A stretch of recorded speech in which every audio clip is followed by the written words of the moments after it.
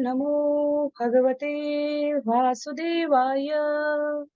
ओम नमो भगवते वासुदेवाय। ओम नमो भगवते वासुदेवाय। हरे कृष्णा। सभी भक्तों को सादर प्रणाम। श्रीमद् भागवतम महापुराण सत्रों की इन श्रृंखला में आज सत्र 463 463 में सभी भक्तों का स्वागत है। हम सभी यहाँ पर श्रीमद् भागवतम महापुराण को अंतर्राष्ट्रीय कृष्ण भावनामृत संघ के संस्थापक आचार्य कृष्ण कृपा मूर्ति श्री श्रीमद् अभय चरणारविंद भक्ति वेदांत स्वामी श्रील प्रभुपाद की पुस्तक के माध्यम से श्रवण और पठन करने का प्रयास कर। जैसा कि सत्रों का प्रारूप है, वर्तमान विषय वस्तु का संक्षिप्त अवलोकन, तत्पश्चात मंगलाचरण और उसके बाद एक एक श्लोक का वाचन और अनुवाद, श्रवण और पठन करते हुए हम इस सत्र में आगे बढ़ने का प्रयास करेंगे। जिनके पास पुस्तक है, मेरा विनम्र अनुरोध है आप पुस्तक का प्रयोग करेंगे। अन्य सभी की सुविधा के लिए स्क्रीन पर श्लोक भी प्रस्तुत करने का प्रयास रहेगा। वर्तमान विषय वस्तु के संदर्भ में हम सभी स्कंद 10 अध्याय 3 भगवान श्री कृष्ण का जन्म सुखदेव गोस्वामी द्वारा महाराज परीक्षित को उनके द्वारा पूछी गई जिज्ञासा के उत्तर में प्रस्तुत किया जा रहा है। अध्याय 3 जिसमें 53 श्लोक हैं, उसका आज तीसरा और संभवतः अंतिम सत्र हम सभी श्रवण करेंगे। इस अध्याय की समाप्ति के पश्चात स्कंद 10 से समग्र श्लोकों की संख्या 164 हो जाएगी और पूरे श्रीमद् भागवतम से अब तक के कुल श्रवण किए गए श्लोकों की संख्या 8374 8374 हो जाएगी। तो ये श्लोक मूल भागवतम निश्चित रूप से 18,000 श्लोकों के साथ संबद्ध है।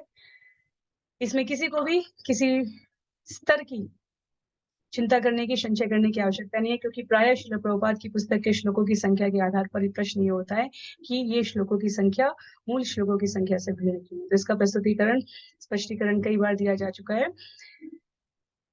योज्य युग्म श्लोकों की पंक्तियों की संख्या किस प्रकार बद्ध करके रचनाकार द्वारा उसके अनुवाद को, तात्पर्य को विषय की प्रासंगिकता के अनुसार प्रस्तुत किया जा रहा है, उसकी स्वतंत्रता विद्वजनों के पास सुरक्षित है।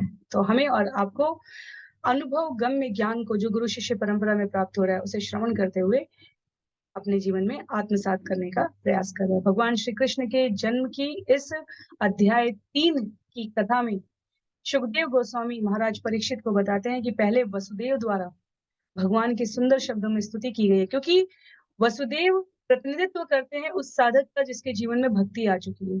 तत्पश्चात माता देवकी द्वारा स्तुति की गई है। दोनों की स्तुतियों में शब्द प्रयोग किया गया है निर्भीकता का। जब जीवन में भक्ति आ जाती है तो जीव इस जन्म मृत्यु जरा व्याधि के जगत में जहां हर क्षण पर भय है, अगर हम देखें तो हमारे जीवन की गतिविधियां ही 4 कार्यों से संपादित हो रही होती हैं, संचालित हो रही होती हैं। क्या है वो? आहार, निद्रा, भय, मैथुन, खाने, सोने, इंद्रियों को सुख पहुंचाने और अपने भय से रक्षा करने के लिए। हर स्तर पर हमारे जीवन में वास्तव में भय है। जितना विज्ञापन, उत्पादन और ये जगत का व्यापार चल रहा है वो भी भय पर है। ये सही है या गलत है, विषय ये नहीं है। विषय ये है कि भय सर्वत्र व्याप्त है। जीवन में भक्ति का उदय होने से साधक बनने के इस क्रम में जो आशा, विश्वास आता है, उसके अतिरिक्त जो सबसे बड़ी विशेषता साधक के जीवन में हमें देखने को मिलती है वो होती है निर्भीकता। वसुदेव निर्भीक हो गए। अपने शब्दों में वो कहते हैं, वो कंस जिससे द्वारपाल से लेकर मैं स्वयं, देवता और ब्रह्मा, माता पृथ्वी तक भयभीत हुई पड़ी हैं, वो अब मुझे सोचने पर उतना कष्ट नहीं दे रहा है जब से मैंने आपका ये शिशु रूप, क्योंकि भगवान जब प्रकट होते हैं तो वो पीतांबर के साथ प्रकट हुए, घने काले बालों के साथ प्रकट हुए, वैदुर्य मणि से अलंकृत आभूषणों से और वक्ष स्थल पर कौस्तुभ मणि के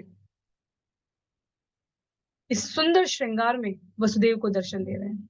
तो मंगलाचरण करेंगे और उसके पश्चात आगे के श्लोकों के द्वारा अध्याय 3 को श्रवण करने का प्रयास करेंगे। नारायणं नमस्कृत्य नरं चैव नरोत्तमं देवीं सरस्वतीं व्यासं ततो जयमुदीरयेत्। शृण्वतां स्वकथा कृष्ण पुण्यश्रवणकीर्तन यद्यन्तस्तो यभद्राणि विधुनोति सुयत्स्यताम्। नष्टप्रायेषु भद्रेषु नित्यं भागवत सेवया भगवत्युत्तमश्लोके भक्तिर्भवति नैष्टिकी।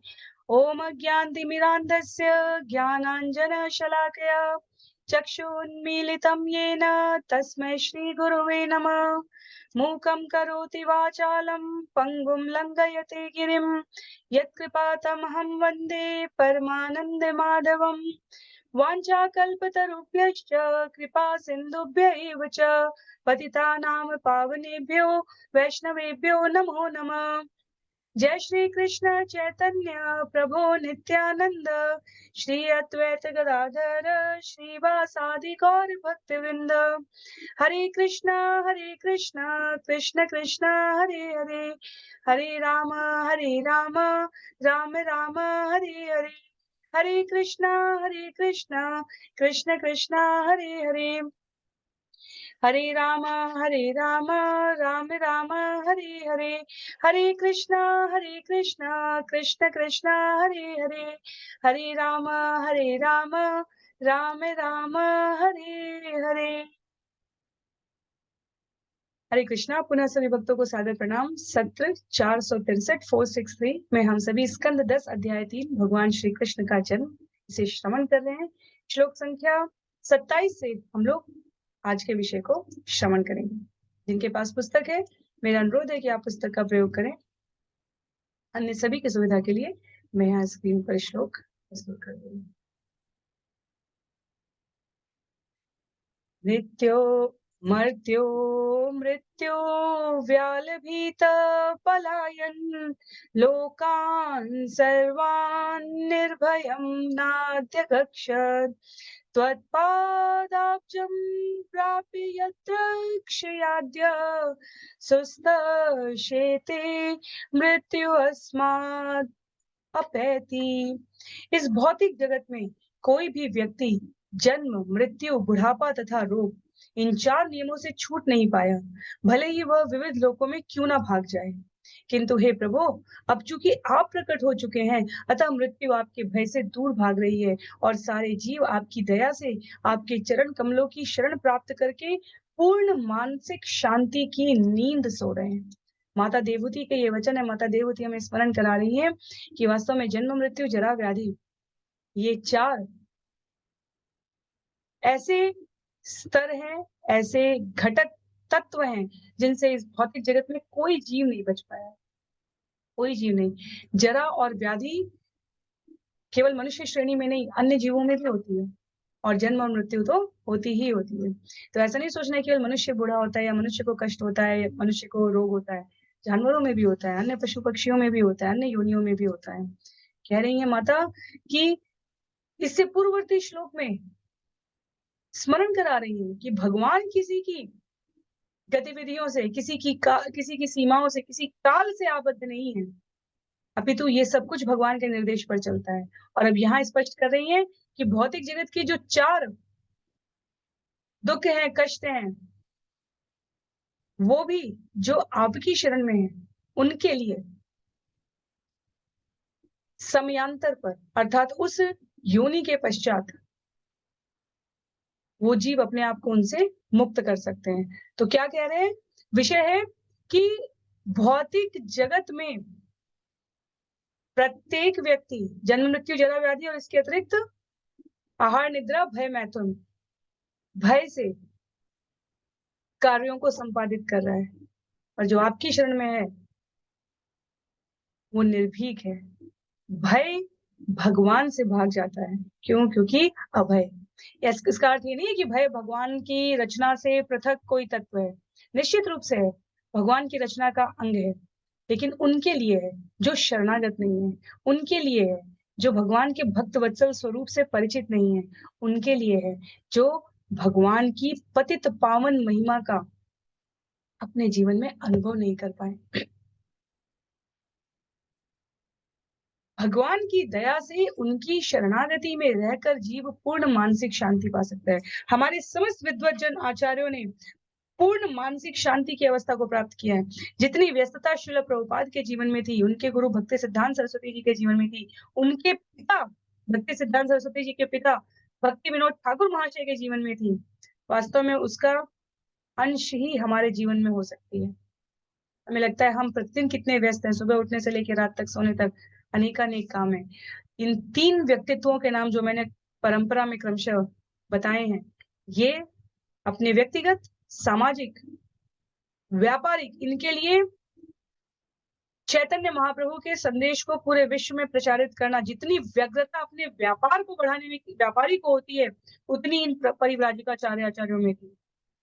इसलिए नहीं कि ये इससे भौतिक लाभ उठा रहे हैं, इसलिए कि ये अन्यों को आध्यात्मिक लाभ पहुंचाने के इतने निष्ठ प्रतिबद्ध थे चैतन्य महाप्रभु के इस आदेश से, निर्देश से।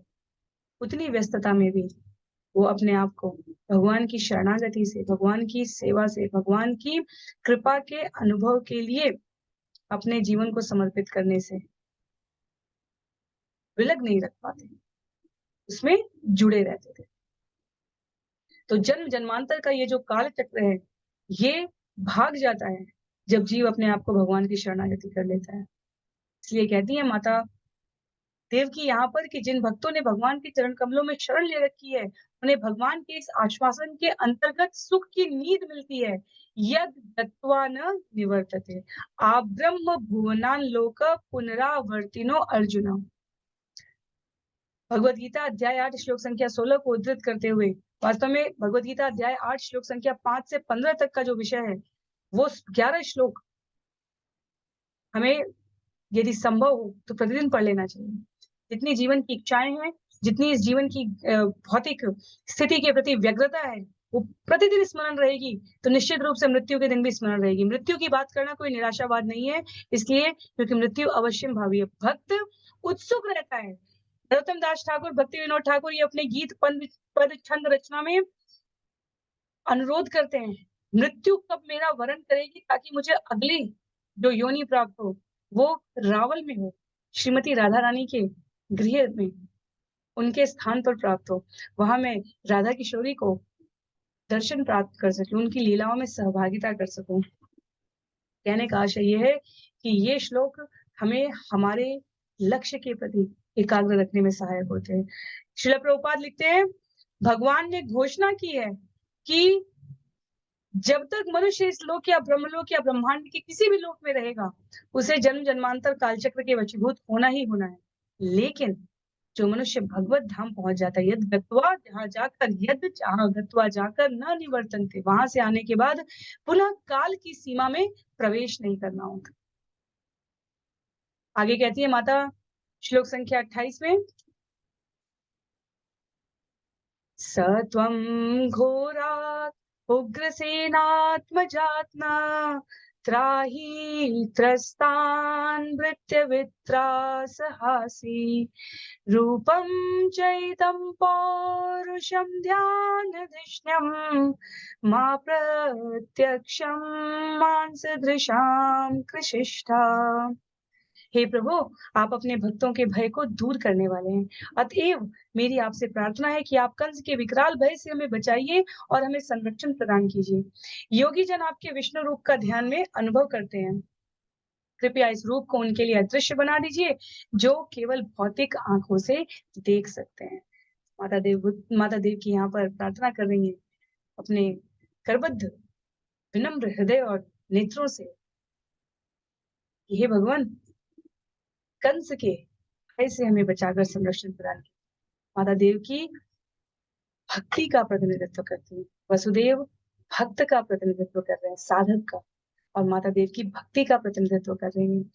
भक्ति जब जीवन में आ जाती है तो जीव प्रार्थना करता है, काम क्रोध लोभ मोह मद मत्सर इस प्रकार के विकराल राक्षसों से भगवान मेरी रक्षा कीजिए।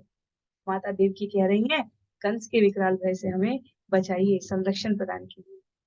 और भगवान के स्वरूप के बारे में कहती है कि विष्णु रूप का ध्यान में जो अनुभव योगियों को प्राप्त होता है, भगवान उस रूप को इतना सहज मत बनाइए, क्योंकि भगवान वहां पे शंख चक्र गदा पद्म कौस्तुभ विदुर पीतांबर सुंदर स्वरूप में आए हैं। तो कहती है कि ये रूप भौतिक आंखों से जो देख सकते हैं उनके लिए अदृश्य कर दे। ध्यान धिष्ण्यम, जिस स्वरूप का ध्यान योगी जन करते हैं उस स्वरूप में भगवान उपस्थित हुए हैं। तो देवकी कहती है, मैं आपको सामान्य शिशु के रूप में देखना चाहती हूँ,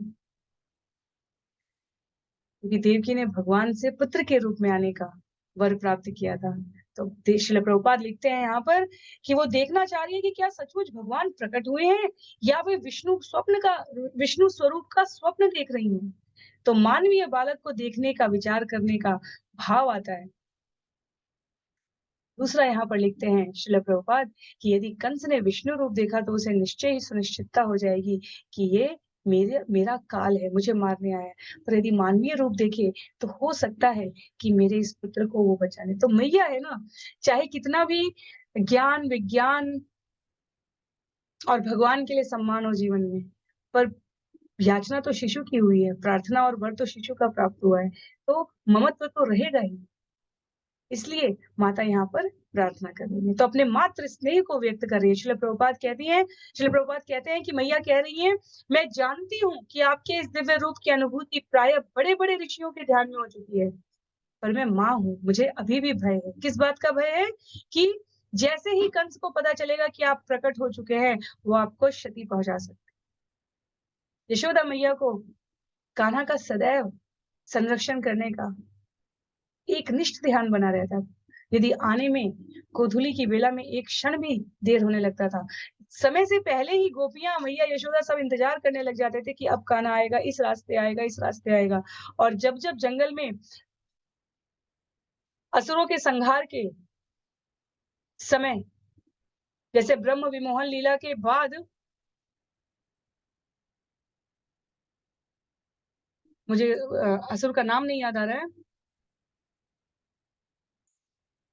अगासुर, आई थिंक जन्म विमोहन लीला के पश्चात अगासुर को की घटना 1 साल बाद आके जो वास्तविक ग्वाल बाल आते हैं वो बता रहे होते हैं। शाम के समय जो घटना उनके हिसाब से सुबह घटित हुई थी, वास्तव में वो 1 साल पहले घटित हो चुकी थी। और 1 साल तक भगवान स्वरूप बनाकर रहते हैं, सभी ग्वाल बाल, बछड़े, गाय, सबका रूप बनाकर। कथा आगे आएगी इस स्कंद में। शाम को आते हैं, आने में समय की देरी होने लगी तो गोपियों और मैया के प्राण अटक गए कि कहाँ है कान्हा। तो ममत्व नहीं जा सकता है, इसीलिए भगवान चुनाव करते हैं। इसीलिए इस भौतिक जगत में भगवत स्वभाव के सबसे निकटस्थ यदि किसी को बताया गया है तो वो माता पिता का स्नेह संतान के प्रति बनाया गया है। तो कंस के भय से माता प्रार्थना करती है। माता इतनी भाव विवल है कि वो ये नहीं सोच पा रही है कि यदि ये भगवान है स्वयं तो ये कंस को स्वतः ही मार देंगे। तो मात्र स्नेहवश उन्होंने भगवान से प्रार्थना की कि इस स्वरूप को अंतर ध्यान कर लीजिए और नवजात शिशु को के रूप में आ जाइए। तत्पश्चात श्लोक संख्या 29 में कह रही हैं, जन्मते मय्यसो पापो मा विद्यान् मधुसूदन समुद्विजे भवद्वेतो कंसादहम अधीरति। हे मधुसूदन, आपके प्रकट होने से मैं कंस के भय से अधिकाधिक अधीर हो रही हूँ। अतः कुछ ऐसा कीजिए कि वह पापी कंस यह न समझ पाए कि आपने मेरे गर्भ से जन्म ले लिया है। तो मैया भयभीत है क्योंकि वो जानती है कि कंस मेरे बालक का वध करेगा। माता संबोधित कर रही है मधुसूदन से, उसी मधु को जिसके जैसे अनेकानेक असुरों का भगवान ने वध किया है, जो कंस से भी सैकड़ों हजारों गुना अधिक बलशाली थे, शक्तिशाली थे। पर भगवान की असीम शक्ति को इस समय नहीं सोच रही है मैया, वे स्नेह बस भगवान की रक्षा के विषय में सोच रही है। इसलिए वो भगवान से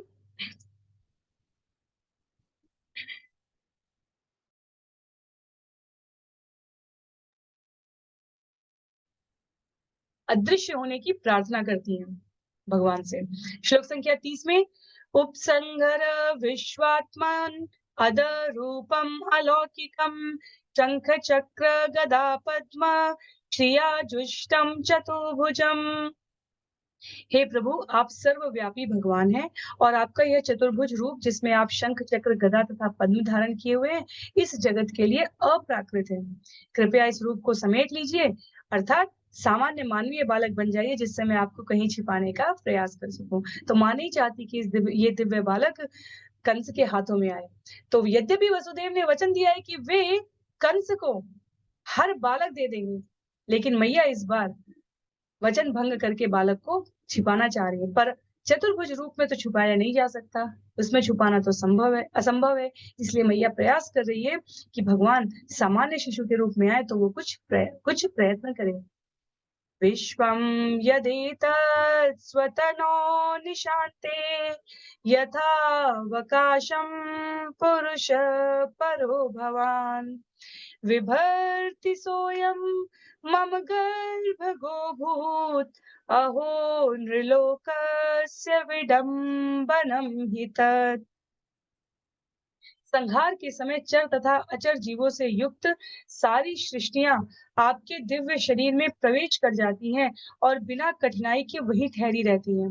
किंतु अब वही दिव्य रूप मेरे गर्भ से जन्म ले चुका है। लोग इस पर विश्वास नहीं करेंगे और मैं हंसी की पात्र बन जाऊंगी। तो वो कह रही है मैं छुपाऊं और आपके चतुर्भुज रूप में छुपाऊं तो कोई विश्वास नहीं करेगा। सबको लगेगा कि ये तो कोई माया है, ये तो कोई प्रजल्प है, ये तो कोई आ, कल्पनाप्रद चीज है।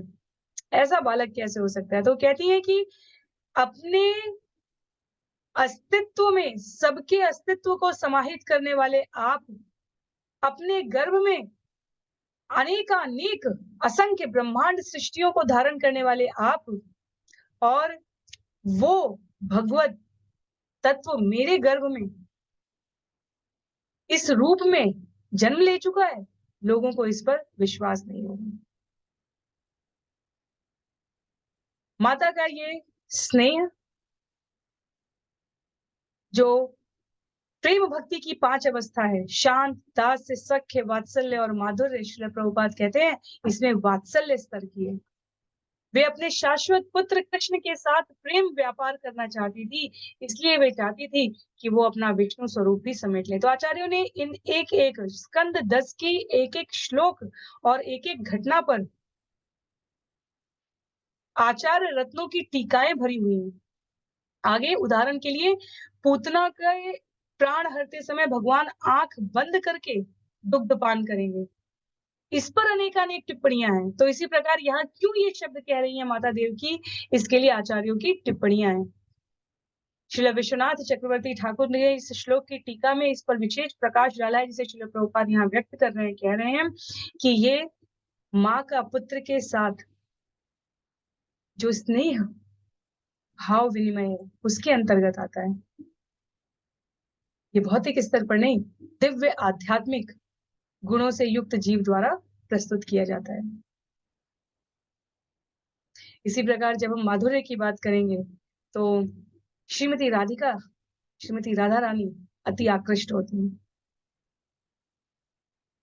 तो शांत, दास्य, सख्य, सख्य में हमारे अर्जुन आते हैं, दास्य में हमारे हनुमान जी आते हैं, शांत रस में हमारे अनेकानेक आचार्य विद्वजन आते हैं, कुमार, सनत कुमार, जो वैकुंठ में उन्हें भगवान के दर्शन होते हैं तो वो बस भाव विह्वल ही हो जाते हैं।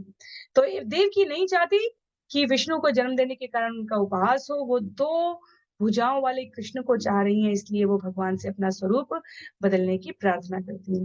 देवकी के द्वारा ऐसा निवेदन करने पर भगवान कहते हैं, श्री भगवान उवाच त्वम एव पूर्व सर्गे भू कृष्णी स्वायंभुवे सती तदायं सुतपा नाम प्रजापति अकल्मष। श्री भगवान ने उत्तर दिया, हे सती माता, आप अपने पूर्व जन्म में स्वयंभू मनु कल्प में पृश्नि नाम से विख्यात थी और वसुदेव सुतपा नामक अत्यंत पवित्र प्रजापति थे। तो प्रजापति के रूप में हमने सुतपा की कथा जब हम विभिन्न मनवंतरों के बारे में श्रवण कर रहे थे वहां हमने श्रवण किया था। माता देव की पूर्व जन्म में पृश्नि नाम से थी और वसुदेव पूर्व जन्म में सुतपा नाम से प्रजापति थी। तो भगवान स्पष्ट करते हैं माता को कि आप पहली बार मेरी माता नहीं बन रही हैं, इसके पूर्व भी आप मेरी माता रह चुकी हैं। जब आप कृष्णी और वसुदेव सुतपा थे तब भी आपने मुझे पुत्र रूप में स्वीकार किया था। वास्तव में पूर्ण पुरुषोत्तम भगवान श्री कृष्ण दिव्य है, इसका एक और सत्य तथ्य यहाँ पर यह है कि वे अपने माता पिता का चुनाव करते हैं। संतान अपने माता पिता का चुनाव करके नहीं आती, माता पिता अपने संतान का चुनाव नहीं करते। व्यवहार रूप में कर्म से निश्चित रूप से चुनाव होता है, क्योंकि जिस प्रकार का कर्म है, व्यवहार है, इच्छाएं हैं, आकांक्षाएं, उसके अनुरूप घर प्राप्त होगा। पर व्यक्तिगत रूप से यही चाहिए मुझे। एक जैसे जैसे दुकानों पर एक ही प्रकार के कई कपड़े हो सकते हैं, कई सामान हो सकते हैं, पर उनमें से मुझे यही चाहिए कि स्वतंत्रता भगवान के पास है। भगवान माता को उनके पूर्ण रूप का स्मरण करा रहे हैं। कहते हैं श्लोक संख्या 33 में, युवां वै ब्रह्मणादिष्टो प्रजा सर्गे यदा तथा संनियम्येन्द्रियग्रामं ते पाथे परमं तप। जब भगवान ब्रह्मा ने तुम दोनों को संतान उत्पन्न करने का आदेश दिया तो तुम दोनों ने पहले अपनी इंद्रियों को वश में रखते हुए कठोर तपस्या की। तो ये व्यवहार भक्त समुदाय में दंपतियों द्वारा निर्वहन किए जाने के लिए बताया गया, निर्देशित किया गया आचार्यों के द्वारा कि हमें गृहस्थ जीवन में संतान उत्पन्न करने से पहले गर्भाधान संस्कार के माध्यम से जो नियंत्रण स्थापित किया जाता है, यहाँ पर श्रील प्रभुपाद लिखते हैं, इंद्रियों का पूर्ण नियंत्रण करना, उसे पहले आध्यात्मिक स्तर पर लाना, वैदिक धार्मिक नियमों के प्रतिकूल व्यवहार न करना, इन सबका स्मरण रखना चाहिए। तो उत्तम संतान उत्पन्न करने के लिए उत्तम मनुष्य, क्योंकि मनुष्य जन्म अपने आप में दिव्य है, इनका ध्यान रखना चाहिए, अन्यथा पशु सभ्यता का जन्म होता है। श्रील प्रभुपाद लिखते हैं, पशु सभ्यता का।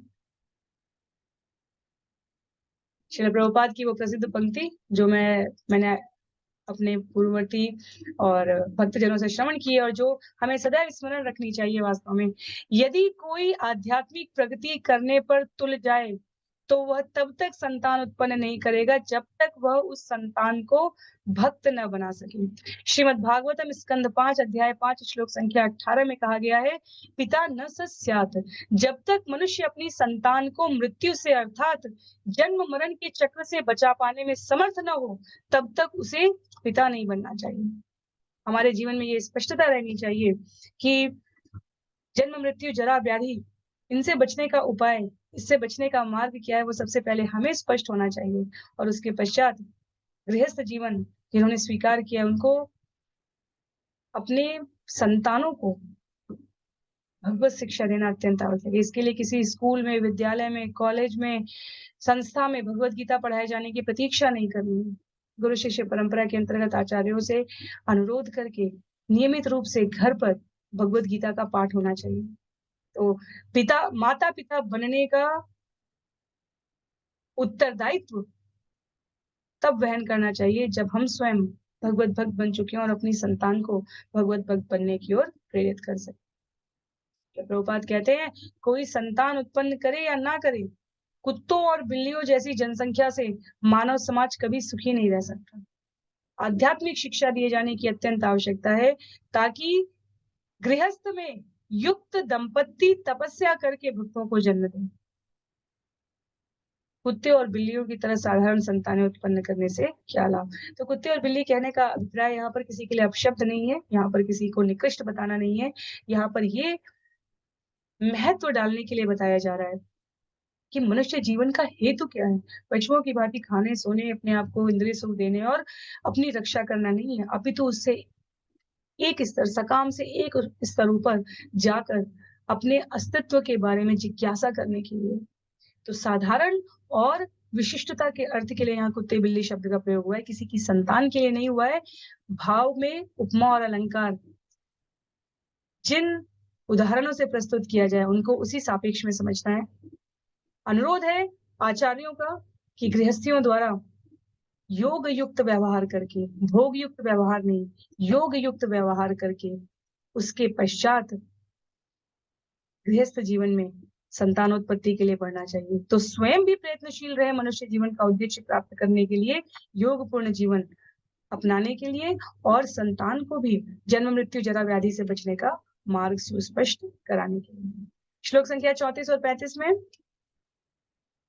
वर्ष वाता तप हिम घर्म काल गुणाननु सह मानो श्वास रोध विनिर्धूत मनोमलो शीर्ण पर्णानि लाहार शीर्ण पर्ण अनिलाहार उपशान्तेन चेतसा मत्तः कामान् भीप्सन्तो मदाराधनम् अहितु। तो श्लोक संख्या 35 एक बार और करेंगे, बहुत सारी संधियां हैं यहाँ पे। शीर्णपर्णा अनिल आहारो उपशान्तेन चेतसा मत्तः कामान् अभीप्सन्तो मत् आराधनम ईहतु। हे माता पिता, तुम लोगों ने विभिन्न ऋतुओं के अनुसार वर्षा, तूफान, कड़ी धूप तथा कड़ाके की ठंड सभी प्रकार की असुविधाएं सही थी। तुमने शरीर के भीतर वायु रोकने के लिए प्राणायाम करके तथा केवल हवा और वृक्षों से घिरे सूखे पत्ते गाकर अपने मन से सारे मैल को साफ कर दिया था। इस तरह मेरे वर की इच्छा से तुम लोगों ने शांत चित्त से मेरी पूजा की थी। वसुदेव और देवकी के पूर्ववर्ती जीवन का भगवान यहाँ स्मरण करा रहे हैं, इसलिए श्रील प्रभुपाद कहते हैं ताकि सबको यह सुस्पष्ट हो जाए कि भगवान सरलता से मिलते हैं, पर संतान रूप में प्राप्त करने के लिए इन 5 रसों में शांत, साख्य, दास्य, माधुर्य और वात्सल्य प्राप्त करने के लिए अपना सब कुछ समर्पण करना होता है। जिस प्रकार 2 नावों में सवार होकर नदी पार नहीं होती, उस प्रकार भौतिक और आध्यात्मिक जगत में बराबर समान रूप से गति करते रहने से जीव किसी भी लक्ष्य तक नहीं पहुंचता। आध्यात्मिक जीवन हमारे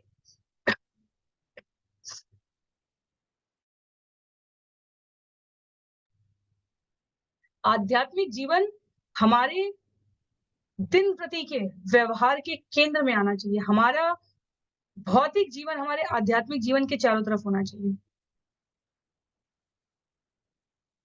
मूल स्थिति भौतिक जीवन की नहीं है, क्योंकि भौतिक जीवन नश्वर है। और अध्यात्म को कैसे केंद्र में लाएं, इसके लिए श्रील प्रभुपाद ने नियमबद्ध तरीके से बहुत सारी व्यवस्थाएं जो सरल, सहज, व्यवहारिक है, पालन करने के लिए बताएंगे। हमारी दिनचर्या, प्रतिदिन हम सुबह उठे, प्रतिदिन हम विभिन्न कार्यों को संपादित करें, किस भाव से हम शिक्षा अर्जित कर रहे हैं, किस भाव से हम व्यापार कर रहे हैं, रोजगार कर रहे हैं, घर का काम कर रहे हैं, क्या हम खा रहे हैं, कहाँ हम जा रहे हैं, किसका हमारे साथ संग है, क्या हमारी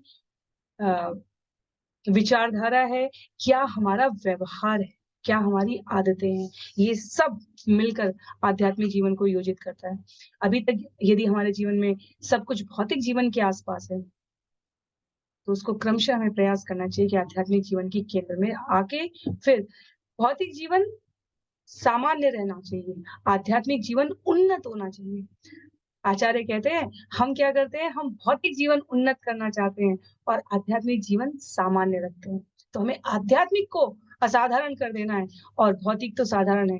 क्यों? क्योंकि यही दोनों की मूल स्थिति, उनकी जो, जैसे जूता कितना भी हम शोकेस में लगा हुआ देखें, उसको हम पहनेंगे पैरों में, चाहे कितनी भी लाइट बल्ब के साथ कितना भी महंगा स्थान पर एक दुकान, बड़ी दुकान में, एयरपोर्ट वगैरह पे भी हम लोग देख ही सकते हैं, मुश्किल से 10 जूते होंगे, पर जब जूते लेंगे तो उसको सिर पे रख के नहीं चलेंगे हम, जूते लेंगे तो उसको पैरों में ही पहन के चलेंगे। तो स्वाभाविक स्थिति क्या है? जीव की स्वाभाविक स्थिति संतुष्टि, मन की शांति, भगवान की सेवा करने में आती है।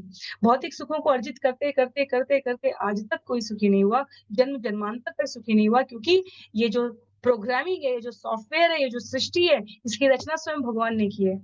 तो उन्हें पता है कि कौन सी वस्तु किस माध्यम से गतिमान हो सकती है। ये शरीर आध्यात्मिक जीवन जीने के लिए मिला है, भौतिक जीवन इसके केंद्र में नहीं होना चाहिए। यदि भौतिकता को केंद्र में रख लेंगे, यदि डीजल पेट्रोल से चलने वाली कार में हम कुछ और डालें और किसी और वाहन में हम कुछ और डालें, तो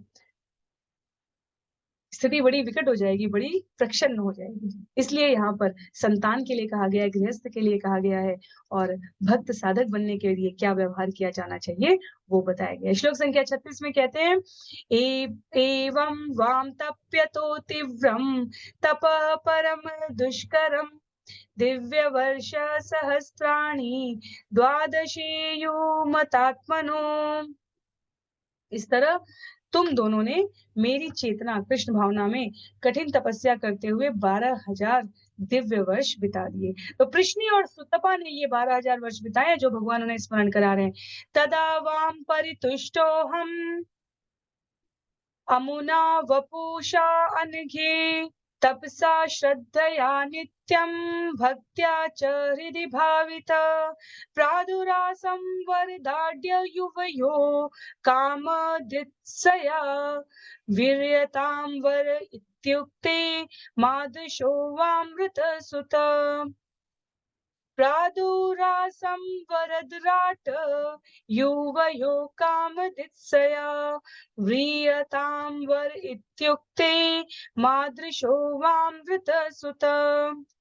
हे निष्पाप माता देवकी, उन 12,000 दिव्य वर्षों के बीत जाने पर जिनमें तुम अपने हृदय में परम श्रद्धा, भक्ति तथा तपस्या पूर्वक निरंतर मेरा ध्यान करती रही, मैं तुमसे अत्यंत प्रसन्न हुआ था।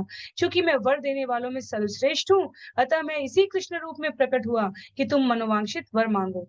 तब तुमने मेरे सदृश पुत्र प्राप्ति की इच्छा प्रकट की थी। तो माता देवकी को स्मरण करा रहे हैं भगवान कि आप कौन थे। श्रील प्रभुपाद कहते हैं ये 12,000 वर्ष सुन के हमें विचलित नहीं होना चाहिए। हिरण्यकशिपु ने तो लाखों वर्ष तपस्या की थी क्योंकि जीवन काल भिन्न था। तो कहते हैं जो लोग स्वर्ग में रहते हैं उनके लिए 12,000 दिव्य वर्ष दीर्घ काल नहीं, इस लोक के लिए ये सुदीर्घ अंतराल हो सकता है। तो सुतपा जो प्रजापति हैं वो ब्रह्मा के पुत्र रहे हैं और ब्रह्मा की गणना हमारी गणना के लाखों वर्षों के तुल्यों के बराबर है। हम ये सब श्रवण कर चुके हैं। तो हमें स्मरण रखना चाहिए कि कृष्ण जैसा पुत्र पाने के लिए दिव्य पुत्र, पुत्र का अर्थ यहाँ पर संतान से है। यहाँ भगवान श्री कृष्ण है पुत्र, इसलिए इस अर्थ में संबोधित किया। तो संतान प्राप्त, दिव्य संतान प्राप्त करने के लिए महान तपस्या करनी होती है। भौतिक जीवन यदि हमारे और भगवान के बीच में आ जाए तो कठिन तपस्या संभव नहीं है, क्योंकि उसमें रुचि नहीं रहेगी और बिना रुचि के किए गए कार्य कभी भी पूर्ण परिणति को प्राप्त नहीं होते। तो सुतपा और उनकी पत्नी प्रश्नि के पूर्व जन्म की कथा में ज्ञान के आधार पर उनके द्वारा भक्ति कार्यों का शुभारंभ किया गया अपने जीवन में और धीरे धीरे उनमें भगवत प्रेम बढ़ता ही चला गया। इसलिए भगवत प्रेम भक्ति सतत प्रक्रिया बताई गई। एक दिन में अचानक जितने ऊपर जाएगी तो दूसरे दिन उतनी नीचे आ जाएगी यदि यदि दृढ़ता नहीं है, यदि नियमितता नहीं है, यदि संग नहीं है, यदि हमारे जीवन में आध्यात्मिक जीवन जीने का ढंग नहीं है। ये स्मरण करना बहुत आवश्यक है। और इन सत्रों के माध्यम से ये मेरा स्वयं के लिए व्यक्तिगत स्मृति कराने का समय होता है। ये किसी को कोई ज्ञान देने के अर्थ में नहीं है, ये हम सभी के लिए अपने जीवन के हर क्षण का अवलोकन करने के लिए है। श्लोक संख्या 39 में अजुष्ट ग्राम्य विषयो अनपत्यो च दंपति न प्रवर्ते अपवर्गम में मोहितो देव मायया। पति पत्नी रूप में संतानहीन होने से आप लोग विषय जीवन के प्रति आकृष्ट हुए, क्योंकि देव माया के प्रभाव अर्थात दिव्य प्रेम से तुम लोग मुझे अपने पुत्र के रूप में प्राप्त करना चाह रहे थे, इसलिए तुम लोगों ने इस जगत से कभी भी मुक्त नहीं होना चाहा। तो कृष्ण और सुतपा जो दंपति हैं, जो अब वसुदेव और देवकी बन चुके हैं, वो भगवान को पुत्र रूप में प्राप्त करने के उद्देश्य से पति पत्नी बनकर रहना चाह रहे थे। ये अनुरक्ति देव माया के प्रभाव से उनके जीवन में उत्पन्न हुई। तो वो हर व्यक्ति स्थिति स्वीकार होनी चाहिए जिससे जीवन में भक्ति का वर्धन हो, जिससे भगवान के प्रति प्रेम करने का जो वैदिक सिद्धांत है वो पुष्ट होता हो। वो हर वस्तु और स्थिति और परिस्थिति त्याज्य है जो हमें भगवान से विलग कर दे। ये हमारे जीवन का प्रण होना चाहिए। कोई अहंकार नहीं है जीवन में, पर भगवान मेरे और ये मैं भगवान का हूँ, ये अहंकार धारण करने के लिए हमें इस प्रकार का प्रण भी प्राप्त करना होता है। श्लोक संख्या 40 में कहते हैं भगवान माता देवकी को स्मरण कराते हुए, गते मयि युवां लब्ध्वा वरं मत्सदृशं सुतं ग्राम्यान् भोगान् भुञ्जातां युवां प्राप्त मनोरथे। जब तुम वर प्राप्त कर चुके और मैं अंतर ध्यान हो गया तो तुम जैसा मुझ जैसा पुत्र प्राप्त करने के उद्देश्य से विषय भोग में लग गए और मैंने तुम्हारी इच्छा पूरी कर दी।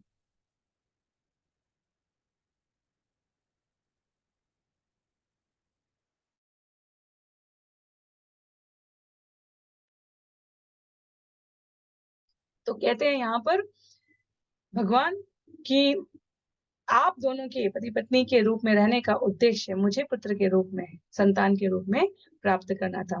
तो आपकी इस इच्छा को मेरे द्वारा पूरा किया गया था। श्लोक संख्या 41 में बताते हैं भगवान, अदृष्ट्वा अन्यतमं लोके शीलोधार्य गुणेशमम् अहं सुतो वामभवम् वृष्णिगर्भ इति श्रुत।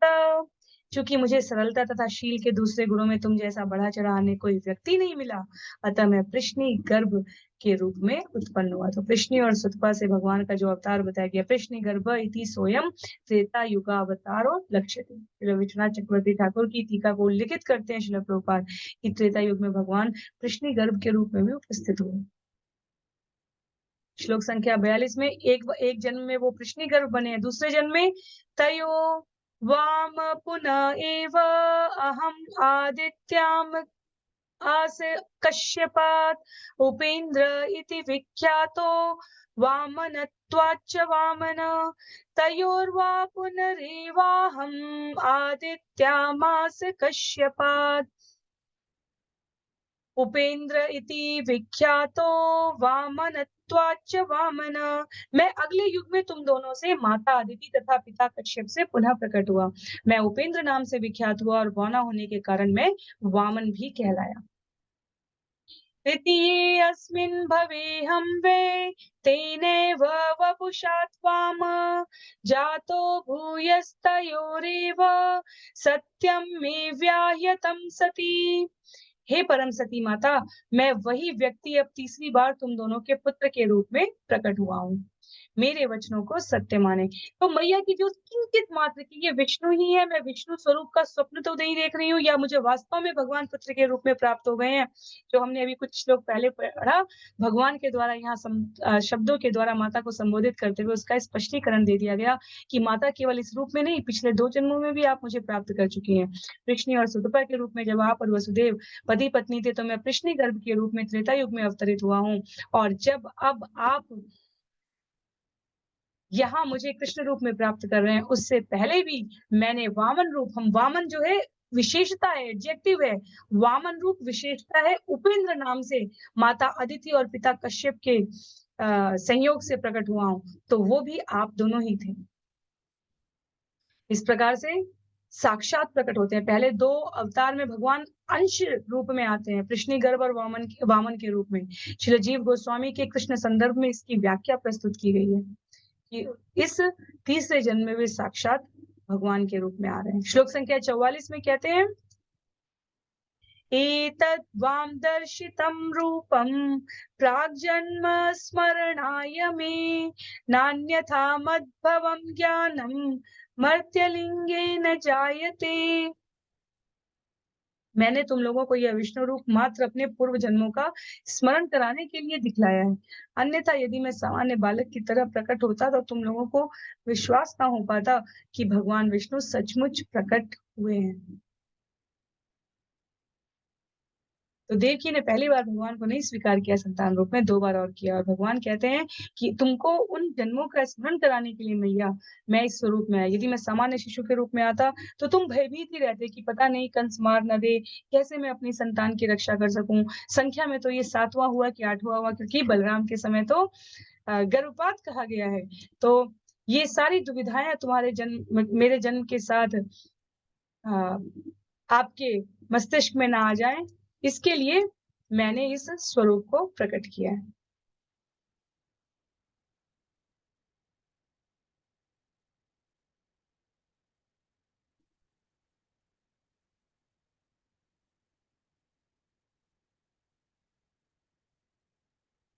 श्लोक संख्या 45 में कहते हैं,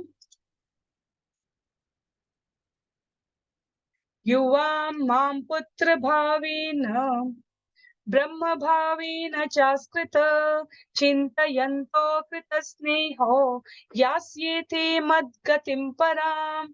तुम पति पत्नी निरंतर अपने पुत्र के रूप में मेरा चिंतन करते हो, किंतु तुम यह जानते रहते हो कि मैं भगवान हूँ। इस तरह निरंतर स्नेह पूर्वक मेरा चिंतन करते हुए तुम लोग सर्वोच्च सिद्धि प्राप्त करोगे, अर्थात भगवत धाम वापस जाओगे। तो अब जब पूर्ण पुरुषोत्तम भगवान आ गए, उसके पश्चात तो अब माता पिता का जीवन जीने की भी उनको कोई अन्य जन्म में, अन्य योनि में आवश्यकता नहीं है। इसलिए भगवान उन्हें आश्वस्त करते हैं कि भक्त के रूप में तुमने पूर्णता का जो जीवन प्राप्त किया है, उससे मैं पूर्ण पुरुषोत्तम अत्यंत प्रसन्न हूँ, और तुम मुझे अब अपने मूल स्वरूप में प्राप्त करोगे। कथा क्रम आगे बढ़ रही है। श्लोक संख्या 46 में सुखदेव गोस्वामी कहते हैं, इति शुकुवाच इत्युक्त्वा आसीत् तूष्णीं भगवान् आत्ममायया पित्रो सम्पश्यतो सत्यो बभूव प्राकृत शिशु। सुखदेव गोस्वामी ने कहा, अपने माता पिता को इस तरह उपदेश देने के बाद भगवान कृष्ण मौन रहे। तब उन्हीं के सामने अपनी अंतरंगा शक्ति से उन्होंने अपने आप को एक छोटे शिशु के रूप में बदल लिया। दूसरे शब्दों में उन्होंने स्वयं को अपने आदि रूप में रूपांतरित कर लिया। कृष्णस्तु भगवान स्वयं। तो वास्तव में यहाँ पर स्पष्ट किया गया है कि भगवान को आदेश देने की आवश्यकता नहीं थी, पर माता पिता के द्वारा इस प्रकार संवाद करने के पश्चात उन्होंने अंतरंगा शक्ति से अपने आप को एक छोटे शिशु के रूप में बदल दिया है। तो उदाहरण है ये कि किस प्रकार अपने मनुष्य स्वरूप में आते ही भगवान स्वयं अपने आचरण से संतान और माता पिता के मध्य जो विचारों का सुलझापन होना चाहिए उसे प्रस्तुत कर रहे हैं। तो भगवान प्रकट अपनी आध्यात्मिक शक्ति से हुए हैं, इसमें कोई संशय नहीं है, पर मैया के अनुरोध पर वो इस साधारण शरीर, सामान्य शरीर को धारण कर रहे हैं।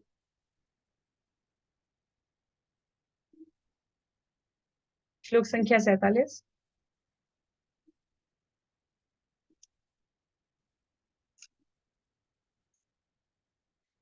ततश्च शौरी भगवत प्रचोदित सुतं समादाय ससूतिका गृहात् यदा बहिर्गन्तुमियेष तर्हजा या योग माया जनि नंद जायया। तत्पश्चात भगवान की प्रेरणा से जब वसुदेव नवजात शिशु को सूतिका गृह से ले जाने वाले थे, तो बिल्कुल उसी क्षण भगवान की आध्यात्मिक शक्ति योग माया ने महाराज नंद की पत्नी की पुत्री के रूप में जन्म लिया। इसलिए योग माया और भगवान दोनों साथ साथ प्रवेश कर रहे हैं। श्रील विश्वनाथ चक्रवर्ती ठाकुर की टीका का उल्लेख करते हुए कहते हैं, श्रील प्रभुपाद की कृष्ण एक ही समय में देवकी के पुत्र और यशोदा के संतान के रूप में आत्मशक्ति योग माया के साथ उत्पन्न हुए। पहले वो देवकी के पास विष्णु रूप में आ गए, फिर वसुदेव ने अपने पुत्र की पूजा विष्णु रूप में ही की है, क्योंकि वे कृष्ण से शुद्ध प्रेम स्नेह नहीं दिखला पा रहे। पर जब मैया यशोदा के पास पहुंचेंगे तो वो कृष्ण को ईश्वर माने बिना ही उन्हें प्रसन्न रखेंगे। यशोदा के पुत्र और देवकी के पुत्र में के कृष्ण में सिर्फ इतना ही अंतर मात्र है। आगे श्लोक संख्या 48 और 49 में कह रहे हैं,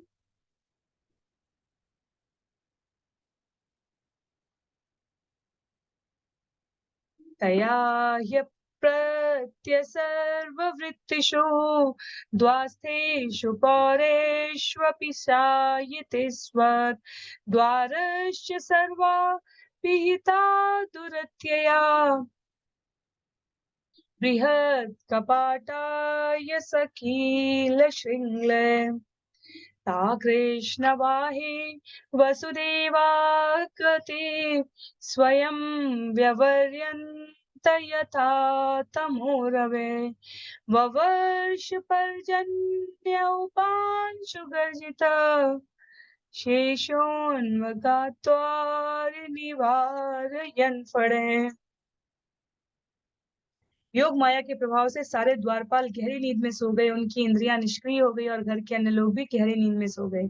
जिस प्रकार सूर्य के उदय होने पर अंधकार स्वतः छिप जाता है, उसी तरह वसुदेव के प्रकट होने पर लोहे की कीलों से जड़े तथा भीतर से लोहे की जंजीरों से जकड़े हुए बंद दरवाजे स्वतः खुल गए। चूंकि आकाश में बादल मंद गर्जना कर रहे थे और झड़े लगाए हुए थे, अतः भगवान के अंश अनंत नाग द्वार से ही वसुदेव तथा दिव्य शिशु की रक्षा करने के लिए अपने फल फैलाकर वसुदेव के पीछे रख लिए। तो बलराम जी बिल्कुल वही व्यवहार करेंगे आगे जो यहाँ पर अनंत शेष के रूप में बताया जा रहा है। तो वसुदेव योग माया के प्रभाव से अपने आसपास की स्थितियों का ये परिवर्तन देखते हैं कि कैसे लोहे की कील से जड़े भीतर लोहे की जंजीरों से जकड़े हुए बंद दरवाजे खुल जा रहे हैं, कैसे बादल मंद गर्जना कर रहे हैं, कैसे अनंत शेष वसुदेव के पीछे अपने पंख फैलाकर लग गए और कैसे बालक पूर्ण रूप से सुरक्षित पहुंच जाए, जिसकी व्यवस्था स्वयं बालक के द्वारा ही की जा रही है। श्लोक संख्या 50 में मघो निवर्षति अस्य कृत्यमानुजा गंभीरतो योग जव उर्मि फेनिला भयानकावर्तशताकुला नदी मार्गम ददौ सिंधु इव श्रियेपति। प्रियपते इंद्र द्वारा बरसाई गई निरंतर वर्षा के कारण यमुना नदी में पानी चढ़ आया था और उसने भयानक भंवरों के साथ फेन उठा रखा था। किंतु जिस तरह पूर्व काल में हिंदू महासागर ने भगवान श्री रामचंद्र को सेतु बनाने की अनुमति देकर रास्ता प्रदान किया था, उसी तरह यमुना नदी ने वसुदेव को रास्ता देकर उन्हें नदी पार करने दी। तो पूर्ववर्ती रामावतार में समुद्र ने रास्ता बनाया है, यहाँ यमुना नदी वसुदेव के लिए रास्ता बना रही है। क्यों? क्योंकि भगवान को उस पार उनके तथाकथित पिता द्वारा ले जाया जा रहा।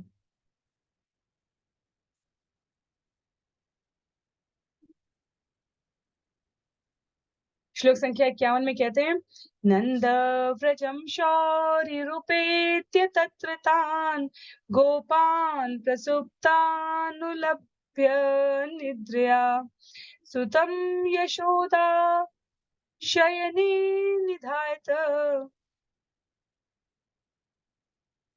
तत्सुतामुपादाय पुनः घनात् नंद व्रजम शौरिरूपेत्य तत्र तान् गोपान् प्रसुप्तानुपलभ्य निद्रया सुतं यशोदा शयने निधाय सुतामुपादाय पुनः गृहानगात्। जब वसुदेव नंद महाराज के घर पहुंचे तो देखा कि सारे ग्वाले गहरी नींद में सोए हुए थे। उन्होंने अपने पुत्र को यशोदा के पलंग में रख दिया, उसकी पुत्री को जो योग माया की अंश थी उठाया और अपने घर कंस के बंदी गृह वापस लौट आए।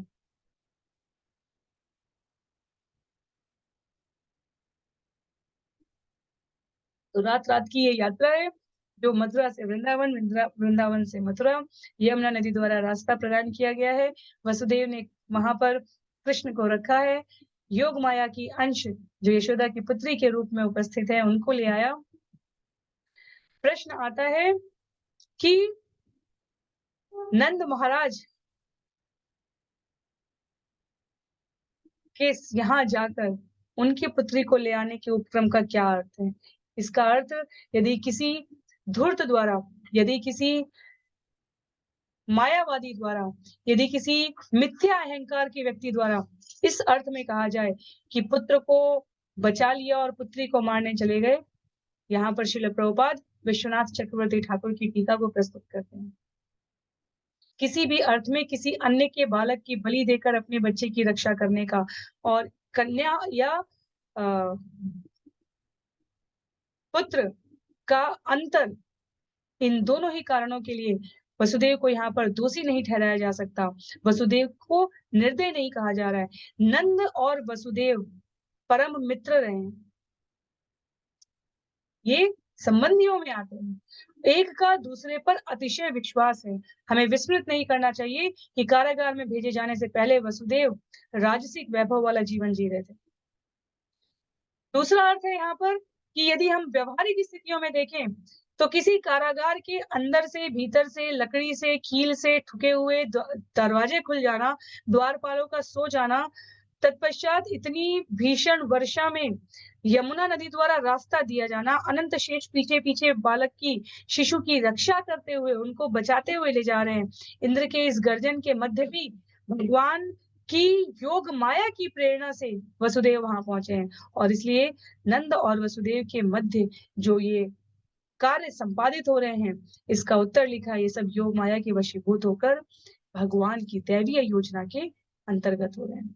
श्लोक संख्या 52 में कहते हैं तो इसलिए शास्त्र को उसके स्रोत से, प्रामाणिक स्थान से पढ़ना चाहिए, ना कि अनर्गल कुतर्कों में अपने आप को भ्रमित करना।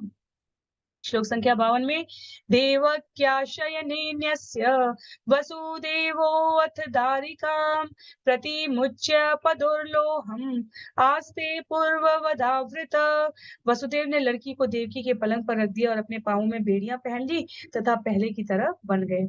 यशोदानंद पत्नी च जातम परम बुध्यत न तल्लिग्नं परिश्रांता निद्रया गत स्मृति। शिशु जन्ने की पीड़ा से थककर यशोदा नींद के वशीभूत हो गई और यह नहीं समझ पाई कि उन्हें लड़का हुआ है या लड़की। तो ये भी दूसरा प्रश्न आता है। एक प्रश्न आता है कैसे नंद बाबा ने अपनी संतान दे दी, क्योंकि विदित था नंद बाबा को कि वसुदेव की संतान को कंस द्वारा मारा जाएगा। तो उसके लिए यहाँ पर स्पष्ट कर दिया गया दोनों योग माया के वशीभूत है, दोनों परम मित्र हैं, दोनों को विश्वास है।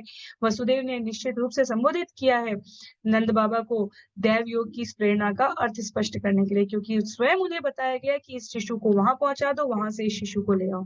दूसरा प्रश्न ये आता है कि मैया यशोदा को क्या पता चला इस बारे में, क्योंकि नंद बाबा और वसुदेव ने तो अपने समीकरण स्थापित कर लिए हैं। तो मैया के लिए कहा गया है इस प्रकार की भीषण वेदना के पश्चात, पीड़ा के पश्चात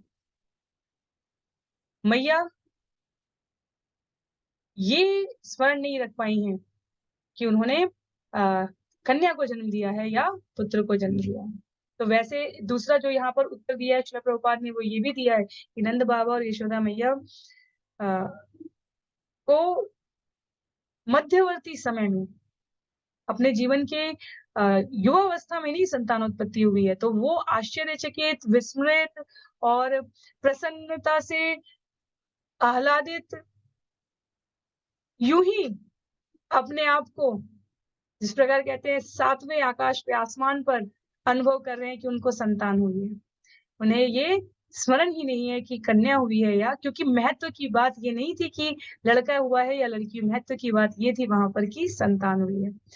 बाद में जब, इसीलिए जन्माष्टमी आज मध्यरात्रि में होती है, तो नंदोत्सव अगले दिन मनाया जाता है। श्रील प्रभुपाद की तिथि से नंदोत्सव की तिथि मिलती है। तो हर साल जब नंदोत्सव होता है, जो अगले दिन आधे दिन हम लोग व्रत रखते हैं, फास्ट करते हैं, वो श्रील प्रभुपाद का अवतरण तिथि होता है। तो वहां पर नंद बाबा और मैया यशोदा के भाव में यदि हम देखें तो स्पष्ट है कि वहां संतान हुई और मध्यरात्रि के समय हुई है। तो इसमें इतनी कोई उत्सुकता नहीं है कि कन्या है या बालक है। और योग माया के लिए यहाँ पर उल्लेखित किया गया है कि योग माया इन सभी लीलाओं को अपनी प्रभुत्व की अवस्था में संपादित कर रही है। वृंदावन के सारे वासी, ग्वाले, ग्वाल बाल, नंद महाराज, यशोदा, ये सब के जो आश्चर्य की बात है, वे अब अगले दिन पता चलने वाले। अध्याय यहाँ पर समाप्त हो रहे हैं। श्रील प्रभुपाद तात्पर्य में कहते हैं कि देवकी जानती थी कि भगवान उनसे जन्मे हैं और कृष्ण बने हैं। यशोदा को तो ये भी नहीं पता था कि लड़का हुआ है या लड़की है, और इसलिए यशोदा इतनी महान भक्त कही गई हैं कि उन्होंने कृष्ण को कभी भगवान करके माना भी नहीं है। तो ये सारी लीलाएं अब आगे शुरू होने जा रही है। और वास्तव में व्रज में तो कोई भी भगवान को भगवान नहीं मानता था। सब सोचते थे कि भगवान की रक्षा करने का, भक्त का भाव ही ये होता है कि वो इतनी अपनी सुरक्षा की परवाह किए बिना भगवान को, भगवान के नाम को, भगवान के गुण को, भगवान की लीला को कोई आँच ना आए, इस पर अपने आप को न्यौछावर करने के लिए प्रस्तुत रहता है। यहाँ पर इस प्रकार से श्रीमद् भागवतम स्कंद 10 अध्याय 3 10वें स्कंद के अंतर्गत कृष्ण जन्म नामक तृतीय अध्याय के भक्ति वेदांत तात्पर्य पूर्ण हो रहे हैं। ईश्वर की कृपा से, श्रील प्रभुपाद के असीम अनुग्रह से अगले सत्र में हम सभी स्कंद 10 अध्याय 4 को श्रवण करने का प्रयास करेंगे। आज के लिए सत्र को यहीं पर समाप्त करते हैं। किसी भी प्रकार की जिज्ञासा, सहमति के लिए आप जहां भी जुड़े हैं वहां अपने विचार प्रेषित कर सकते हैं। तो अध्याय 4 जिसका नाम है राजा कंस के अत्याचार, तो योग माया यहाँ अपना वास्तविक स्वरूप प्रकट करेंगी, कंस के द्वारा कुछ वचन कहे जाएंगे। ये सब रोचक तत्व और कथा हम सभी अगले सत्र में श्रवण करने के लिए। श्री प्रभुपाद की जय, श्री गुरुदेव की जय, अनंत कोटि वैष्णव वृंद की जय, श्रीमद् भागवतम महापुराण की जय। हरे कृष्ण।